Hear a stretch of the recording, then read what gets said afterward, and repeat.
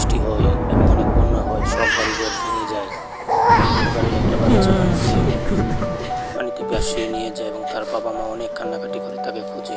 পরে একটি খরগোশ ওই বাচ্চাটিকে দেখতে পায় এবং খরগোশ বাচ্চাটিকে উদ্ধার করে। বাচ্চার বাবা মা অনেক কান্নাকাটি করে কিন্তু কোথাও তাকে খুঁজে পায় না। ওই খরগোশটি তাকে নিয়ে অনেক যত্ন করে বাসায় নিয়ে তার গুহাতে খাবার খাওয়ায়, আদর করে। আর এদিকে বাচ্চার বাবা মা তার জন্য অনেক প্রার্থনা করে এবং এই খরগোশ এই বাচ্চাটিকে অনেক লালন পালন করে, বড় করে এবং সুস্থ করে। এবং এই বাচ্চার বাবা মা অনেক আরও খোঁজাখুঁজি কান্নাকাটি করে এবং এই খরগোশ ওই বাচ্চার বাবা মাকে খুঁজে পায় এবং তাদের কাছে বুঝিয়ে দেয়। এবং এলাকার মানুষ এই খরগোশকে অনেক ধন্যবাদ জানায় এবং সবাই অনেক হাততালি দিয়ে তাকে স্বাগত জানায়।